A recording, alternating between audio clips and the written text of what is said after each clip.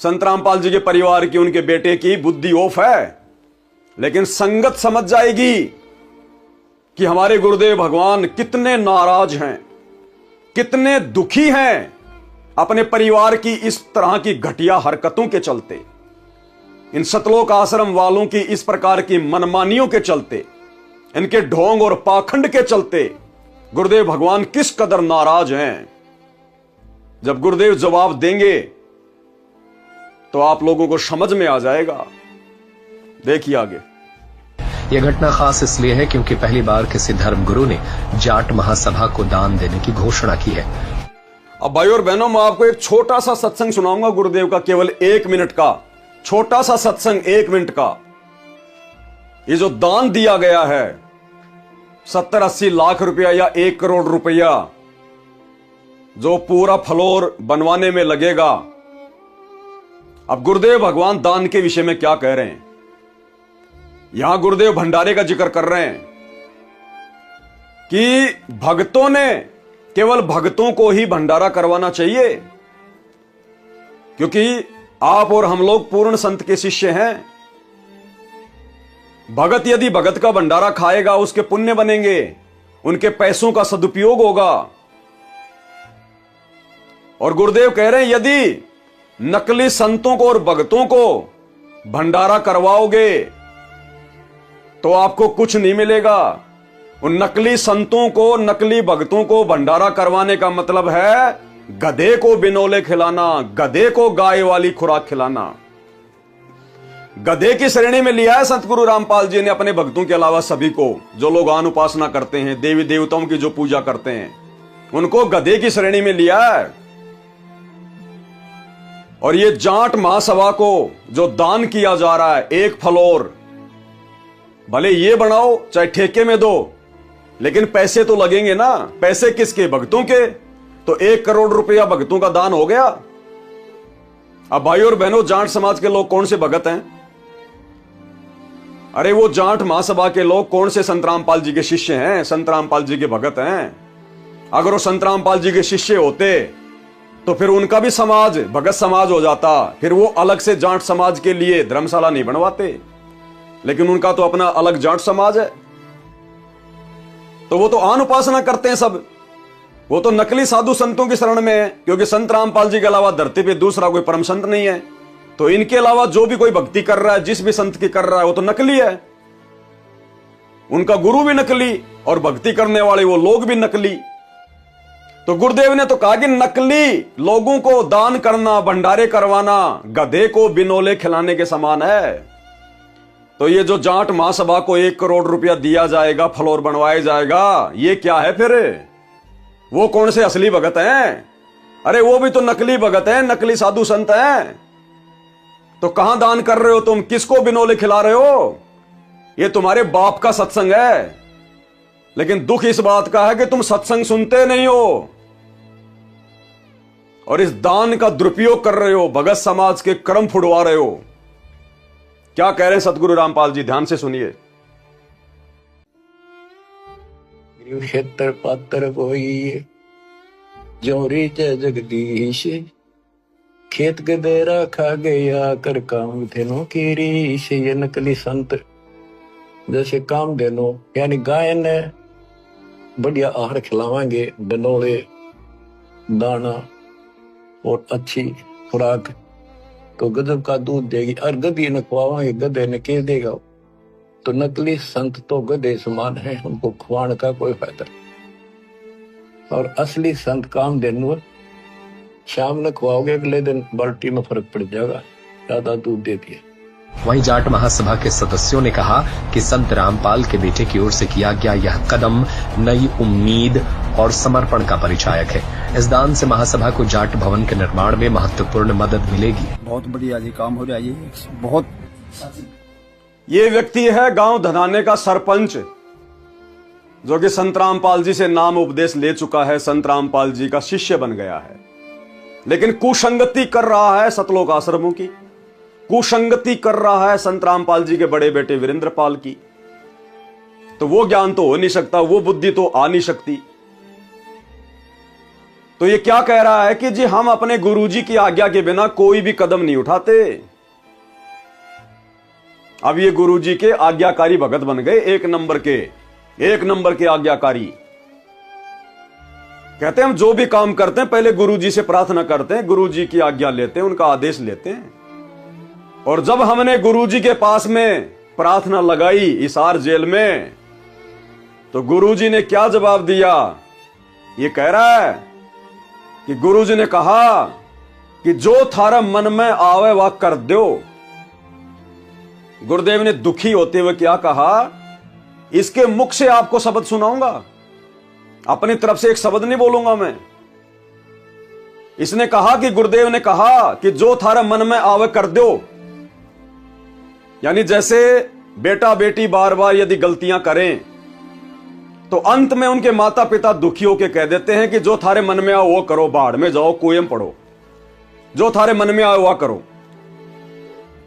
तो गुरुदेव भगवान ने पिछले 10 वर्षों से इनके कुकर्म देखते हुए, इनकी घटिया हरकतें देखते हुए, और जब इस प्रकार की प्रार्थना ये लेके गए जो कि ज्ञान के विरुद्ध है, गुरुजी के सत्संगों के विरुद्ध है, तो गुरुदेव ने दुखी होते हुए कहा कि जो थारा मन में आवे कर दो।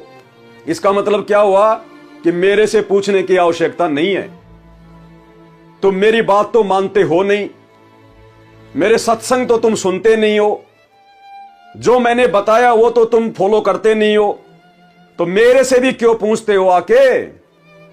तो गुरुदेव ने दुखी होकर कहा कि जो थारा मन में आवे कर दो। चाहे तुम दारू के ठेके खुलवाओ, चाहे सिनेमा घर की बिल्डिंग बनाओ, चाहे तुम वेश्यावर्ती के अड्डे बनाओ, चाहे तुम आश्रम बनाओ, चाहे तुम स्टेडियम बनाओ, चाहे तुम हॉस्पिटल बनाओ, चाहे तुम जाट भवन बनवाओ, चाहे तुम राजनीति करो, जो थारा मन में आवे कर दो। मेरे से पूछने की जरूरत नहीं है, परिणाम भी तुम ही भोगोगे। तो क्या अपने मुख से ये संत रामपाल जी का भगत, गांव धनाने का सरपंच आप लोगों के सामने पेश करेगा? अपने बाप के शब्दों पे विचार कर लेना कि कितना महादुखी है अपने परिवार से, इन आश्रम संचालकों से, इन कोऑर्डिनेटरों से, कितना दुखी है। कह रहा जो तुम्हारे मन में आवे कर दो। सुनिएगा कि संत रामपाल के बेटे की ओर से किया गया यह कदम नई उम्मीद और समर्पण का परिचायक है। इस दान से महासभा को जाट भवन के निर्माण में महत्वपूर्ण मदद मिलेगी। एक चीज भाई और बहनों नोट करने की है, आप लोगों को पता चल जाएगा कि ये क्या गुरुजी से आदेश लेते हैं और कितना गुरुजी के आदेशों को फॉलो करते हैं। अब ये गांव धनाने का सरपंच, वीरेंद्र पाल का दोस्त, संत रामपाल जी का शिष्य, ये क्या कह रहा है कि जी असल में हमारी तो उसी दिन सोच बदल गई थी जिस दिन ये जाट भवन का निर्माण कार्य शुरू हुआ था। जिस दिन हरियाणा की जाट महासभा सोनीपत के गोहाना में जो जाट भवन की नींव डाली थी, जिस दिन उसका उद्घाटन किया था, उसका मुहूर्त लगाया था कि हम यहां पर भवन बनाएंगे।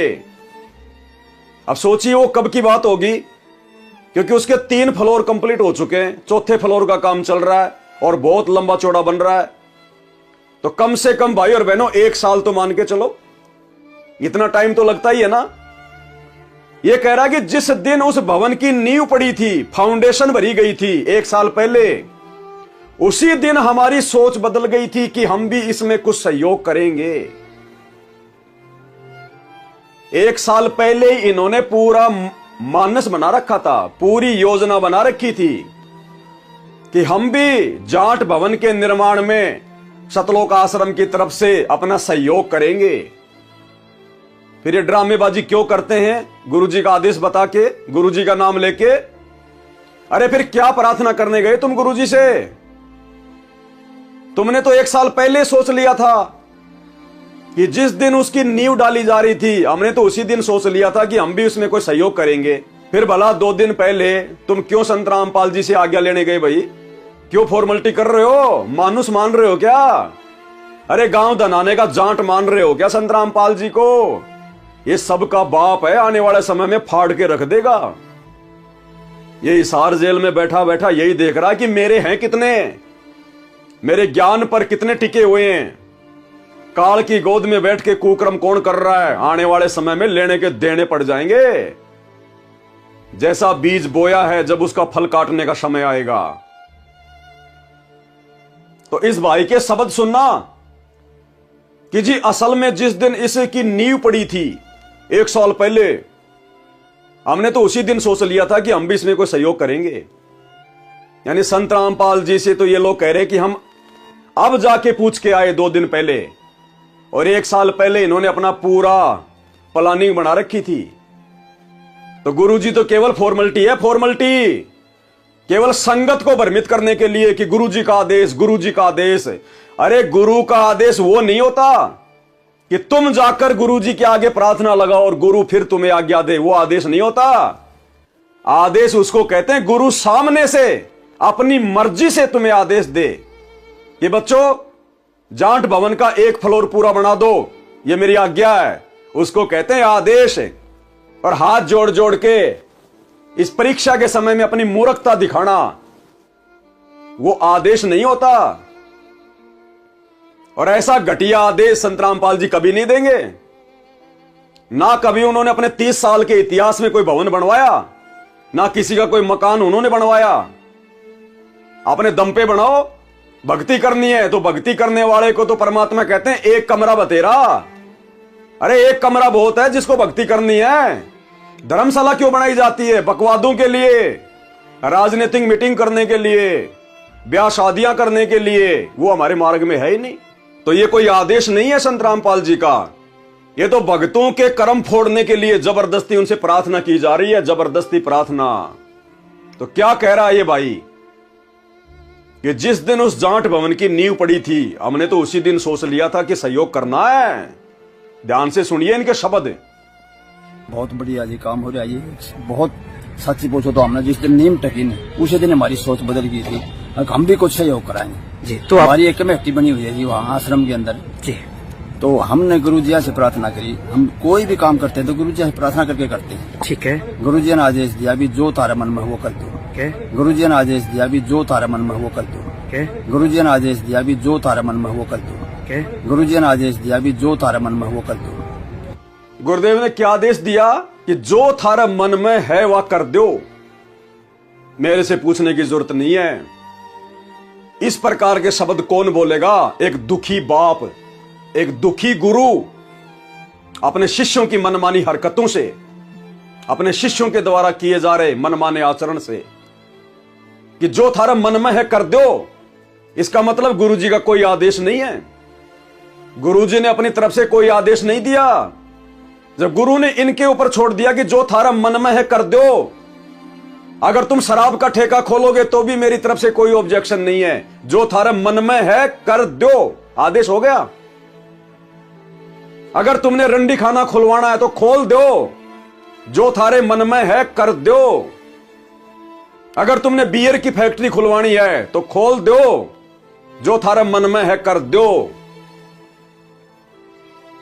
अपने बाप के शब्दों को पकड़ना भगतो। अरे कब तक मूर्ख बन के बैठे रहोगे? तुम्हारे बाप दादाओं ने पहले मुगलों की गुलामी की, मुगलों की, एक शब्द नहीं निकाल पाते थे उनके आगे। फिर आगे वाली पीढ़ियों ने अंग्रेजों की गुलामी की। उसके बाद ये धर्म के ठेकेदार, नकली गुरु पंडित, इनकी गुलामी की। और अब ये सतलोक आश्रम वाले नकली पंडित, ये कोऑर्डिनेटर, गुरुजी का परिवार, अब तुम इनकी गुलामी में लगे हुए हो। अरे कभी बाहर भी निकलोगे इन जंजीरों से? गुलामी करो अपने बाप की, अपने गुरु की,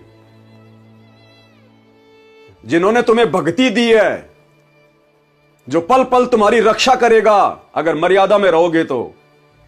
गुलामी करो अपने गुरु की,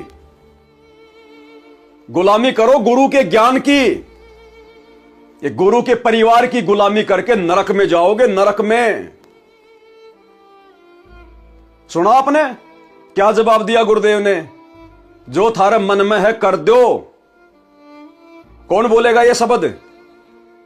एक दुखी महापुरुष जो बेहद दुखी है, बेहद नाराज है। और वह परम संत को यदि नाराज कर दिया तो परिणाम भी भयंकर होंगे आने वाले समय में, जब युग परिवर्तन आएगा, जब महाविनाश का दौर शुरू होगा, जब प्राकृतिक आपदाओं का दौर शुरू होगा और हरियाणा में किस कदर तांडव मचेगा। अरे सत्संग नहीं सुनते क्या? मीराबाई को उसके देवर ने नगरी से बाहर निकाल दिया था, उसके साथ में दुष्टता की, अभद्र व्यवहार किया, मारने का प्रयास किया, और मीराबाई उस राणा की नगरी छोड़ के वृंदावन चली गई। और गुरुदेव ने क्या बताया? पीछे से उस राणा की नगरी में अकाल पड़ा भयंकर, दुर्गति हो गई उसकी, दुर्गति। और किसी ज्योतिष ने बताया कि तुमने किसी संत को दुखी कर रखा है, जब तक वो संत वापस नहीं आएगा तेरी नगरी में शांति नहीं हो सकती। करोथा कांड कहां हुआ? हरियाणा में। बरवाला कांड कहां हुआ? हरियाणा में। 10 साल से संत रामपाल जी कहां की जेल में? हरियाणा की जेल में। किन लोगों ने विरोध किया? हरियाणा के लोगों ने। तो दुर्गति का सामना किसको करना पड़ेगा? राजस्थान के लोगों को नहीं, हरियाणा के लोगों को। प्राकृतिक आपदाओं की सबसे ज्यादा मार सहन करनी पड़ेगी। क्या कर रहे हो? किस नींद में सो रहे हो? जिन बातों से गुरु दुख पावे उन बातों को दूर भगावे। अरे भगत ने तो प्रयास करना चाहिए कि मेरा गुरु मेरी जिस हरकत से दुखी हो वो हरकत मैं कभी जिंदगी में दोबारा ना करूं। और ये नादान संगत, अरे कुंभकर्ण भी 6 महीने में जाग जाया करता था। ये नादान संगत तो कुंभकर्ण की नानी बन गई। कुंभकर्ण की नानी 10 साल से नींद से नहीं जाग रही, 10 साल से। किस कदर ये कोऑर्डिनेटर गुरुदेव का परिवार इस संगत का शारीरिक तौर पर और आर्थिक तौर पर शोषण कर रहा है।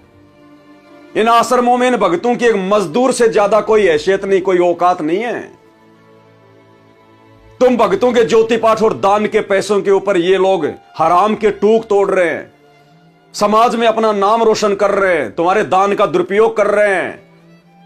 और गुरुदेव ने क्या कहा? यदि कुपात्र को दान दोगे तो परिणाम भी भोगने पड़ेंगे।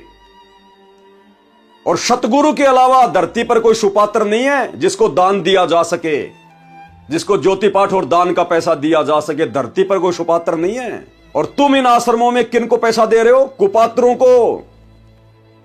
और तुम्हारी आंखों के सामने तुम्हारे दान धर्म का दुरुपयोग किया जा रहा है। तो परिणाम कौन भोगेगा? परिणाम कौन भोगेगा? तुम दान देने वाले, जो आंख बंद करके संत रामपाल जी के ज्ञान को हल्के में लेके चल रहे हैं, वो लोग भयंकर पीड़ाओं का सामना करना पड़ेगा, अकाल मृत्यु का सामना करना पड़ेगा। कोई ढाल नहीं अड़ाएगा संत रामपाल जी, इस बात को पल्ले गांठ बांध लेना। गुरु बिन माला फेरते, गुरु बिन देते दान, गुरु बिन दोनों बेकार है, चाहे पूछो वेद पुराण। गुरु बिन दान पुण्य जो कर ही, मिथ्या होए कबू न फल ही। और देख लो तुम्हारी आंखों के सामने बर्बाद किया जा रहा है। अरे गुरुदेव ने तो भिखारी को 1 रुपया देने से भी मना किया है, 1 रुपया देने से भी, कि अगर तेरे 1 रुपए का भी दुरुपयोग हो गया ना, इस आध्यात्मिक नियम अनुसार तेरे को परिणाम भोगना पड़ेगा। यहां तो करोड़ों दिया जा रहा है, करोड़ों, क्योंकि काल ने करोड़ों संगत की ऐसी की तैसी करनी है, करोड़ों की संगत को मौत के घाट उतारना है आने वाले विनाशकारी समय में। तो करोड़ों के कर्म फुड़वा रहा है, करोड़ों के। जिसने जिस अनुपात में दान किया है उसी अनुपात में आने वाले युग परिवर्तन के समय में मुश्किलों का, परेशानियों का, पीड़ाओं का सामना भगत समाज को करना पड़ेगा। कहां गई शिक्षा गुरु जी की? दुनिया को ज्ञान गंगा जीने की राह बांट के तुम ज्ञान समझा रहे हो, और तुम खुद जीने की राह से भटक चुके हो। तुम्हें खुद को इस बात का पता नहीं है कि दान कहां करना चाहिए, किसको करना चाहिए, सुपात्र कौन है, कुपात्र कौन है। अरे तुम्हारे गुरु को हिसार जेल में 2 टाइम की रोटी, 2 जोड़ी कपड़ा सरकार दे रही है, फिर तुम्हारा ये करोड़ों का दान कहां जा रहा है? ये भवन बनवाने में, राजनीति करने में, हॉस्पिटल बनाने में, स्टेडियम बनाने में, राजनीति करने में, बसें चलाने में, एम्बुलेंस चलाने में, गुंडों की सीबीआई जांच करवाने में, हरियाणा के जाट आरक्षण में जगत वालों से भी गए गुजरे हो गए भगत, जगत वालों से भी गए गुजरे। इसीलिए सतगुरु रामपाल जी ने हिसार जेल से आने वाली ऑडियो में स्पष्ट कह दिया अपनी संगत को कि अच्छे इंसान तो जगत वाले भी ऐसा नहीं करता जैसे तुम भगत कर रहे हो। यह शब्द कहकर सतगुरु रामपाल जी ने अपनी संगत को जगत वालों से भी नीची श्रेणी में डाल दिया कि मूर्खो, आम व्यक्तियों को भी थोड़ी बहुत कॉमन सेंस होती है, वो भी सोच समझ के अपना दान धर्म करते हैं, और तुम मेरे भगत होकर बिल्कुल तुमने अपने दिमाग के फ्यूज ही उड़ा डाले। कह रहे अच्छे इंसान तो जगत वाले भी ऐसा नहीं करते जैसा तुम भगत कर रहे हो। विचार करना हो कि हम कौन है, कहां से आए। आपस में खिंचातानी रखते हो अभी भी भगत हो गए। अच्छे इंसान तो जगत वाले भी ना करते ऐसा जैसे भगत कर रही है।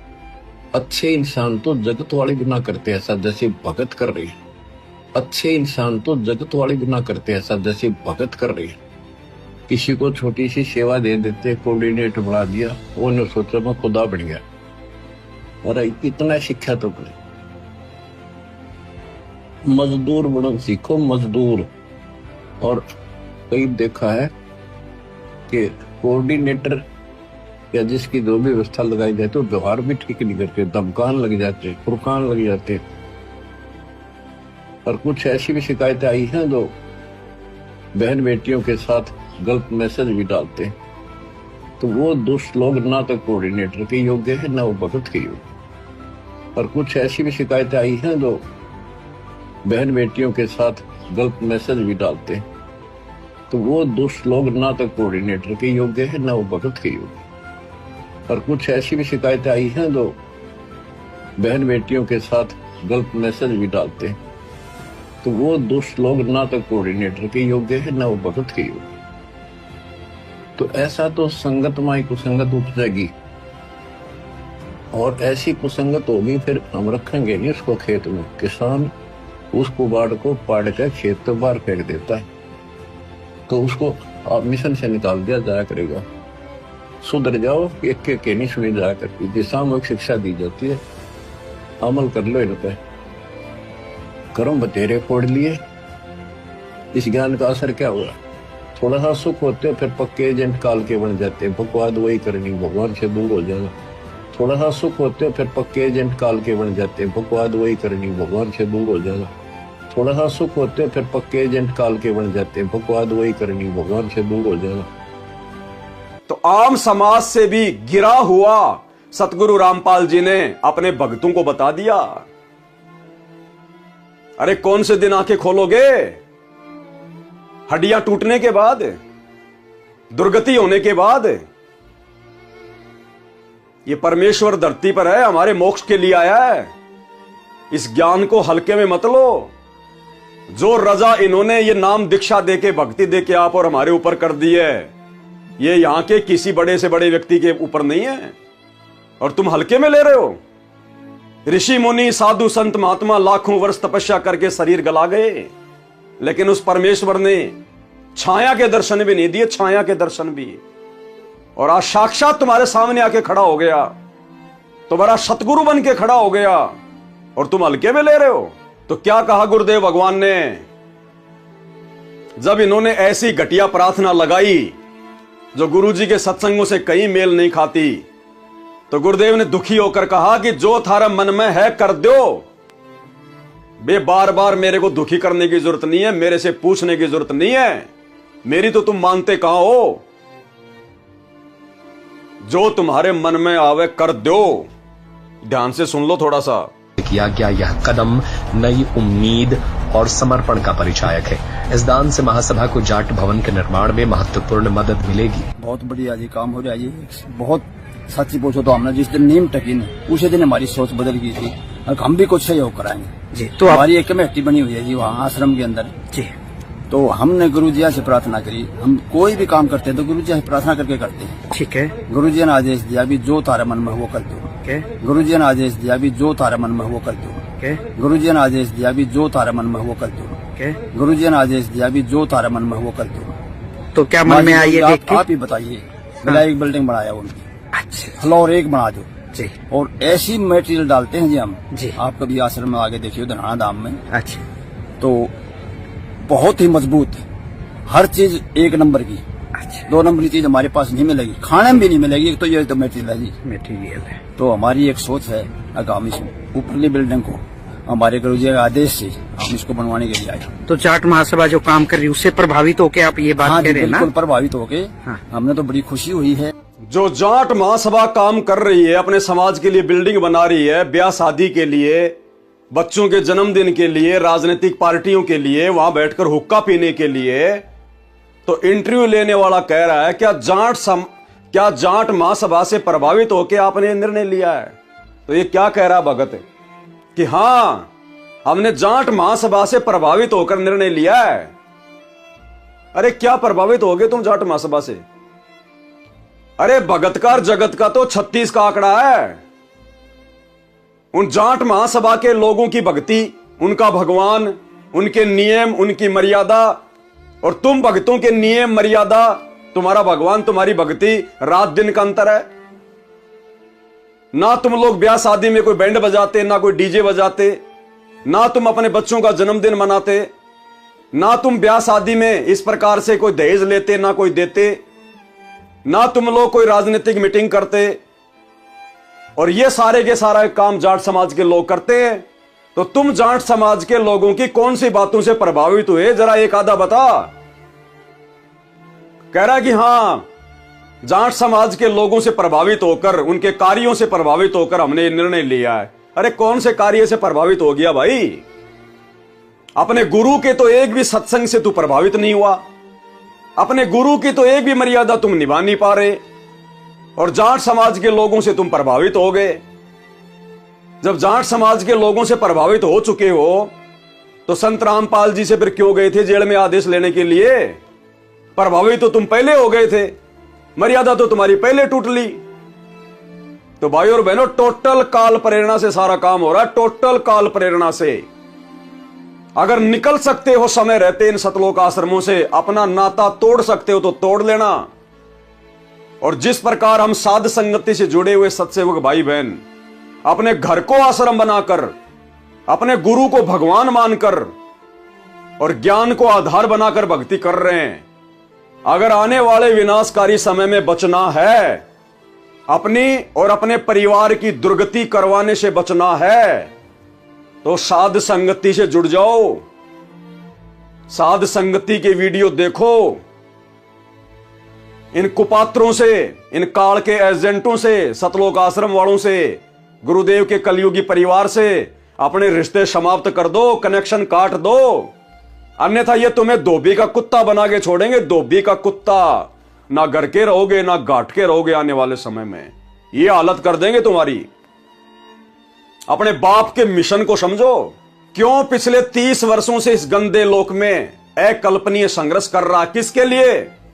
आप और हमें भगत बनाने के लिए, हमारी मर्यादाओं को बचाने के लिए, और पीछे से उनका परिवार उनकी मर्यादाओं की धज्जियां उड़ा रहा है, उनके नियमों की धज्जियां उड़ा रहा है, और संगत कुंभकर्ण की तरह गहरी नींद में सो रही है, गांधारी की तरह आंखों पे काली पट्टी बांध के घूम रही है, खाली लड्डू जलेबी के चक्कर में।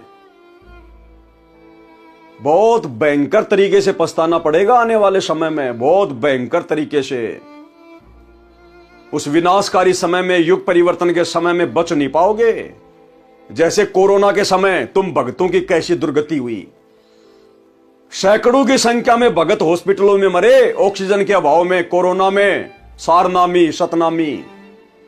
संत रामपाल जी ने नहीं बचाया, क्योंकि मर्यादा नहीं है, और काल के साथ एग्रीमेंट है परमात्मा का कि आप नीचे जाओगे, अपना ज्ञान बताओगे, जो आपके ज्ञान को समझे, जो आपकी मर्यादाओं में रह के भक्ति करे वो आपका, बाकी मेरे लिए छोड़ देना, मेरे भोजन के लिए। तो सैकड़ों को भोजन बनाया कोरोना काल में, सैकड़ों भक्तों को, और आए दिन दुर्गति हो रही है। कोई एक्सीडेंट में मर रहा है, कोई हॉस्पिटल में मर रहा है, घर घर में लड़ाई झगड़ा है, घर घर में लड़ाई झगड़ा। सतलोक आश्रम मैनेजमेंट हरियाणा से जुड़े हुए भक्तों के घरों में किसी को मानसिक शांति नहीं है। कहर टूट रहा संगत में, कहर अकाल मौतें हो रही है। नतीजा आप लोगों के सामने है। मर्यादा तोड़ के कभी कोई सुखी रहा है क्या? कभी नहीं। और इधर साथ संगति से जुड़े हुए सत्सेवक भाई बहन, पिछले 10 वर्षों से हम ना तो इन सतलोक आश्रमों में झांकते, ना हम इनके किसी नामदान सेंटर पे जाते, ना 10 साल से हमने कोई नाम शुद्ध करवाया, ना हम इनको कोई ज्योति पाठ का पैसा दे दे इनको पात्रों को। और तुम लोगों से 100 गुना अच्छी प्रकार से गुरु ने अपने हाथों पे रखा हुआ है। किसी सत्सेवक का बाल भी बाका नहीं होने दे रहा परमात्मा, अपने हाथों पे रखता है परमात्मा। क्योंकि संत का प्रिय वो है जो संत की मर्यादाओं में रह के और संत को ही अपना भगवान मान के, अपना बाप मान के भक्ति करता है। वो हाथ अपना रख दे सर पर जिसने मान गुरु को बाप लिया। क्योंकि आध्यात्मिक दृष्टि में गुरु ही भगत का बाप होता है। इसलिए हम दुर्गति से बचे हुए हैं और संदेशा दे रहे हैं तुम भगत भाई बहनों को, समय रहते सुधर जाओ, संभल जाओ, अन्यथा दुर्गति तुम्हारे दरवाजे पे खड़ी है, दरवाजे पे। ये संत रामपाल जी का परिवार कल को कोई ढाल नहीं अड़ाएगा, कोई काम नहीं आएगा, ना ये समाज किसी के काम आएगा। जो बीज आज तुम बोल रहे हो भक्ति मार्ग में, गुरु से उपदेश लेकर वही फल काटोगे, वही फल खाने को मिलेगा, वही। इससे बढ़कर उम्मीद मत करना। जब आज ही संत रामपाल जी तुम्हारी कोई मदद नहीं कर रहा, अकाल मौत मर रही है संगत, आने वाले समय में क्यों करेगा? अगर ऐसे ही अगर सहायता करनी होती मर्यादा तोड़ने वालों की, तो 30 साल से दुनिया से दुश्मनी मोल लेके दिन रात ये सत्संग ना करते। इन्होंने 30 वर्षों से यही समझाया है कि गुरु की आज्ञा आवही, गुरु की आज्ञा जाही, कहे कबीर उस भगत को 3 लोक भय नाही। अन्यथा दुर्गति दुर्गति है, दुर्गति दुर्गति। तो आपने ये वीडियो देख लिया, उम्मीद करूंगा इसको सुनने के बाद में ठंडे दिमाग से सोचोगे, थोड़ा बहुत चिंतन मनन करोगे। जो जर तुम भक्तों की खोपड़ी में गुरुदेव के परिवार की, इन सतलोक आश्रमों की, इन कोऑर्डिनेटरों की कुसंगति करने के कारण लग चुकी है, उस जंग को थोड़ा बहुत डीजल या पेट्रोल लगाकर, यानी चिंतन मनन करके, साथ संगति के वीडियो देखकर उतारने की कोशिश करोगे और अपने इस मनुष्य जन्म को सफल करो। अरे इतना तो तुम्हें पता है ना कि काल और दयाल की लड़ाई चल रही है सूक्ष्म रूप से। दयाल हमारे गुरुदेव भगवान है, जो हर संभव हम आत्माओं को सतलोक ले जाने के लिए प्रयास कर रहे हैं, और काल हमारे को यहीं पर फंसा के रखने के लिए प्रयास कर रहा है। तो दयाल तो अपना काम कर रहा है, 30 वर्षों से सत्संग कर दिए, हिसार जेल में बैठकर भी सत्संग भेज रहा है, हर प्रकार से मर्यादाओं का पाठ पढ़ा रहा है, बाहर सात संगतियां शुरू करवा दी संदेशा देने के लिए। तो काल भी तो अपना काम कर रहा होगा, काल कोई चद्दर ओढ़ के थोड़ी सो रहा होगा। अरे आप और हम तो उसके भोजन हैं, वो भोजन को इतनी आसानी से कैसे जाने देगा? काल कहां है? काल संत रामपाल जी के बेटे के रूप में, संत रामपाल जी की बेटियों के रूप में, इस जैसे भक्तों के रूप में, तुम्हारे कोऑर्डिनेटरों के रूप में, जो आए दिन तुम्हारे को कुकर्म करवाते रहते हैं, ज्ञान विरुद्ध घटिया मनमाने आचरण करवाते रहते हैं, पीले पर्चे निकाल निकाल के तुम लोगों को गुरु का आदेश बता बता के मर्यादा तुड़वाते रहते हैं। भंडारे के नाम पर तुम्हारा ज्योति पाठ और दान का पैसा फिर कुपात्र अन्य समाज वालों को दे देकर तुम्हारे कर्म फुड़वाते रहते हैं। वहां बैठा है काल, इन सतलोक आश्रमों में बैठा है काल। समझ जाओ, सुधर जाओ। ये संदेशे, ये मौका संत रामपाल जी के हिसार जेल से बाहर आने के बाद में नहीं मिलेगा।